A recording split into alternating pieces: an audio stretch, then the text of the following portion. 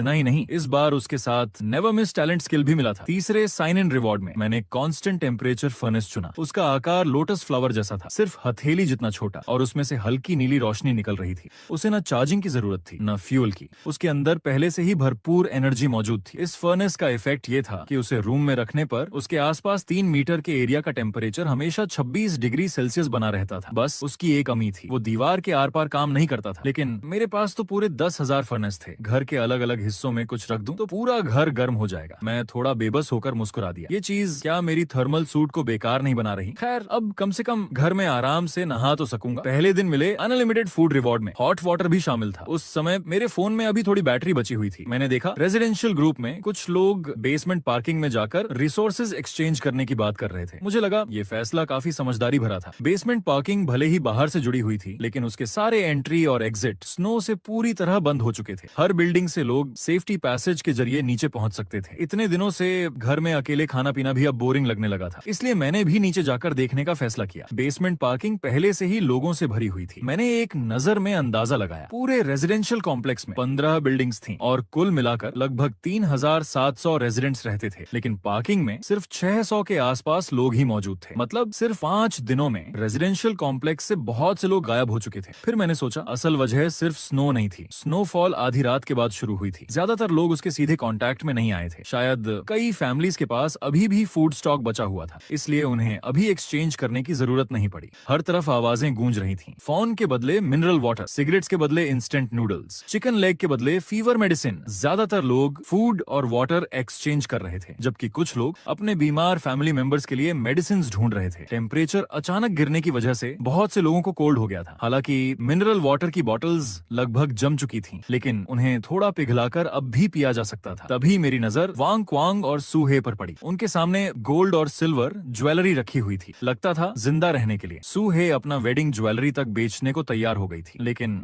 Apocalypse शुरू हुए कई दिन बीत चुके थे। अब हर कोई समझ चुका था कि गोल्ड और ज्वेलरी की कोई वैल्यू नहीं बची। पुरानी दुनिया में बिना पैसे एक कदम चलना मुश्किल था, लेकिन अब पैसा हो या ना हो किसी को कोई फर्क नहीं पड़ता था। सुही ने ऊपर देखा तो मैं मुस्कुराता हुआ दिखाई दिया। उसी पल उसे लिफ्ट वाली मेरी बात याद आ गई। अगर भूख लगे तो रात को मेरे पास आ जाना। उसके मन में अचानक एक ख्याल आया, क्या इसे पहले से पता था कि इतनी स्नोफॉल होने वाली है? मैं उनके पास नहीं गया, बस आगे बढ़कर इधर उधर देखने लगा। तभी मेरी नजर एक ऐसी औरत पर पड़ी जिसकी ब्यूटी और फिगर सुही से जरा भी कम नहीं थी। मेरी आंखें चमक उठी। वो अकेली एक कोने में सिकुड़ कर बैठी थी। उसके सामने लग्जरी ब्रांड बैग्स, कॉस्मेटिक्स और दूसरे महंगे आइटम्स रखे थे, लेकिन सुहे की तरह उन्हें खरीदने वाला भी कोई नहीं था। मैं लोगों की बातें सुनते हुए यूजफुल इंफॉर्मेशन इकट्ठा करने लगा। थोड़ी देर में मैंने 3 अहम बातें समझ ली। पहली बात, स्नो पॉइजन सिर्फ स्किन कांटेक्ट से फैलता है, ये एयरबोर्न नहीं है। ये एक अच्छी खबर थी, वरना कोई भी विंडो या डोर खोलने की हिम्मत नहीं करता। दूसरी बात, कुछ लोग भूख से मजबूर होकर बाहर निकल चुके थे। उन्होंने पाया कि अगर स्किन सीधे स्नो को टच न करे तो कम स्नो वाले एरिया में चला जा सकता है। लेकिन अब सबसे बड़ी प्रॉब्लम थी स्नो की गहराई। रेजिडेंशियल कॉम्प्लेक्स की रोड्स पर स्नो 3 मीटर से भी ज्यादा जमा हो चुकी थी। कोई भी इंसान चलकर बाहर नहीं जा सकता था। कुछ लोग घर के टूल से व्हीकल्स मॉडिफाई करने की बातें भी कर रहे थे। उन्हें उम्मीद थी कि शायद कार से बाहर निकला जा सके, लेकिन मुझे ये सब बेकार लगा। इतनी गहरी स्नो में एक्सकेवेटर तक फंस जाए तो कार क्या करेगी? इससे सिर्फ एक बात साफ होती थी, लोगों के रिसोर्सेज अब बहुत तेजी से खत्म हो रहे थे। तीसरी खबर मुझे सबसे ज्यादा परेशान कर गई। स्नो पॉइजन से मरने वाले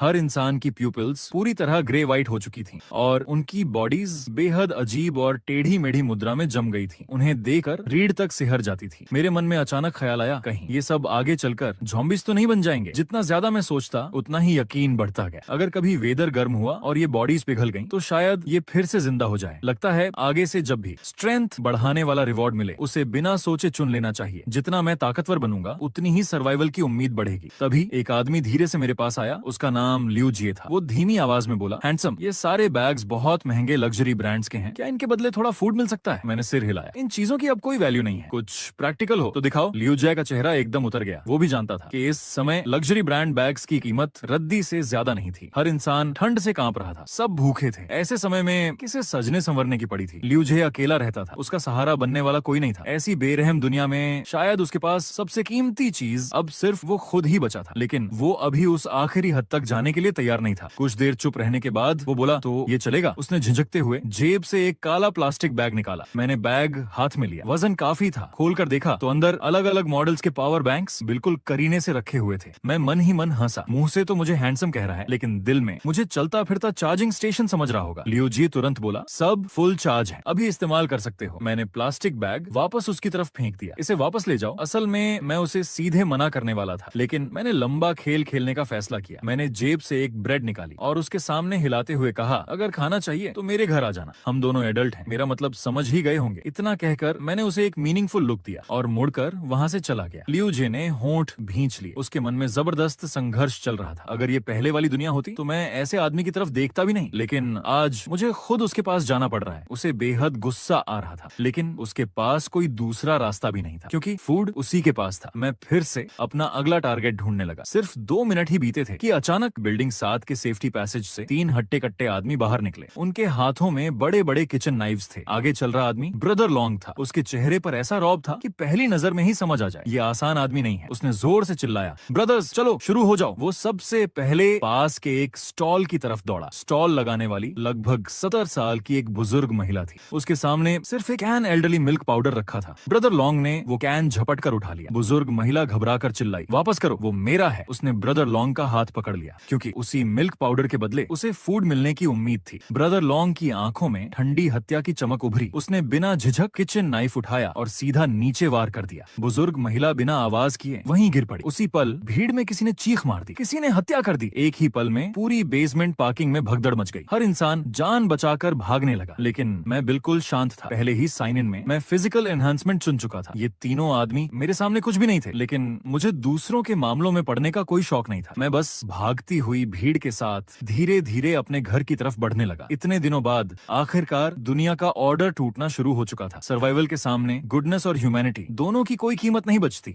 आज असली केओस की शुरुआत थी। ब्रदर लॉन्ग फिर दहाड़ा, क्या देख रहे हो, लूटते रहो। उसकी बात सुनकर उसके दोनों साथी भी हिम्मत जुटाकर नाइव्स लहराते हुए चारों तरफ लूटपाट करने लगे। उधर लियो जे भी जान बचाकर पूरी ताकत से अपने घर की तरफ भागा। घबराहट में वो जमीन पर गिरे अपने लग्जरी ब्रांड बैग्स तक उठाना भूल गया। उसे ये भी पता नहीं चला कि भागते समय उसका आईडी कार्ड भी वहीं गिर गया था। वांग क्वांग ने सूहे का हाथ पकड़कर पूरी ताकत से भागना शुरू कर दिया, लेकिन आराम की जिंदगी जीने वाले ये दोनों ज्यादा दूर नहीं भाग पाए। भीड़ के धक्कों से दोनों जमीन पर गिर पड़े। सूहे डर के मारे इतनी बुरी तरह कांप रही थी कि खड़ी तक नहीं हो पा रही थी। वांग क्वांग घबराकर बोला, जल्दी उठो। उसने उसे उठाने की कोशिश की, लेकिन वो खुद भी कई दिनों की भूख से इतना कमजोर हो चुका था कि उसमें ताकत ही नहीं बची थी। तभी उसने देखा कि ब्रदर लॉन्ग हाथ में नाइफ लेकर उनकी तरफ दौड़ रहा है। वांग छंग घबराकर चिल्लाया, पत्नी तुम यहीं रुको, मैं किसी को हेल्प के लिए बुलाकर लाता हूँ। इतना कहकर उसने सूहे का हाथ छोड़ दिया और बिना एक बार पीछे देखे भाग गया। सूहे वहीं जड़ होकर रह गई। उसने कभी सपने में भी नहीं सोचा था कि उसका नया नवेला पति मुसीबत आते ही उसे अकेला छोड़कर भाग जाएगा। जैसे जैसे ब्रदर लॉन्ग उसके करीब आता गया, सूहे डर के मारे रोने लगी। मैं सीधे उसके पास गया और एक हाथ से उसे उठाकर खड़ा कर दिया। आखिर ये मेरा टारगेट थी, इसे मैं ऐसे कैसे मरने देता। मेरे हाथ की मजबूत पकड़ महसूस करते ही सूही ने ऊपर देखा। जब उसने पाया कि मैं हूँ तो उसके दिल में अजीब सी हलचल उठी। उधर ब्रदर लॉन्ग और उसके साथी अब भी पागलों की तरह हमला कर रहे थे। जब तक पार्किंग में मौजूद सारे लोग भाग नहीं गए, तब तक उन्होंने हमला बंद नहीं किया। इसके बाद दोनों छोटे गुंडे चारों तरफ घूमकर सामान लूटने लगे। कुछ ही देर में उन्होंने काफी फूड इकट्ठा कर लिया। उनकी प्लान बहुत सीधी थी, अचानक नीचे आओ, नाइफ दिखाकर सबको डरा दो। लोग जान बचाने के लिए भागेंगे तो अपने स्टॉल का सामान समेटने का मौका ही नहीं मिलेगा, और जो कुछ भी बच जाएगा सब उनका हो जाएगा। यही अपोकैलिप्स की ह्यूमैनिटी थी। हर इंसान घायल होने से डरता था, इसलिए कोई भी विरोध करने की हिम्मत नहीं जुटा पाया। सिर्फ 3 लोगों ने सैकड़ों लोगों को डराकर भगा दिया। ब्रदर लॉन्ग ने हिसाब लगाया, आज लूटा हुआ फूड कुछ दिनों तक तो चल जाएगा, लेकिन उसके बाद बड़ी प्रॉब्लम होगी। आज के बाद शायद कोई भी नीचे एक्सचेंज करने नहीं आएगा। अगर आगे फूड चाहिए होगा तो लोगों के घरों के डोर्स तोड़ने पड़ेंगे। तभी उसका एक साथी दौड़ता हुआ आया। उसके हाथ में एक आईडी कार्ड था। बॉस, एक बढ़िया चीज मिली है। ब्रदर लॉन्ग ने कार्ड लेकर देखा, फिर मुस्कुराया, ओ ये तो किसी खूबसूरत औरत का आईडी कार्ड है। आईडी फोटो कभी झूठ नहीं बोलती। इसका नाम लियो जी है। कमाल की ब्यूटी है, बस अफसोस पता नहीं किस बिल्डिंग और किस फ्लैट में रहती है। एक छोटा गुंडा हंसते हुए बोला, बॉस अगर ये मिल गई तो मुझे भी थोड़ा मौका मिलेगा ना। ब्रदर लॉन्ग हंस पड़ा, चिंता मत कर, मैं अपने ब्रदर्स के साथ कभी कंजूसी नहीं करता, लेकिन अभी नहीं, पहले ये फूड वापस ले चलते हैं। मैं सूहे को साथ लेकर वापस आया। सबसे पहले सेफ्टी पासेज का डोर अच्छी तरह ब्लॉक किया। फिर हम बिल्डिंग 5 की तीसरी मंजिल पर पहुंचे। अपने फ्लैट के सामने पहुंचते ही सूहे जैसे होश में आए। उसने झटके से मेरा हाथ छुड़ा दिया और सीधे अपने घर के डोर पर जाकर जोर जोर से पीटने लगी। वांग क्वांग, डोर खोलो, क्या तुम सच में मर्द हो? मुसीबत आते ही अपनी पत्नी को छोड़कर भाग गए। ऊपर से डोर भी बंद कर लिया। उसकी आवाज रोते रोते बैठ चुकी थी। वो लगभग पागल हो चुकी थी। मैं मुस्कुराया,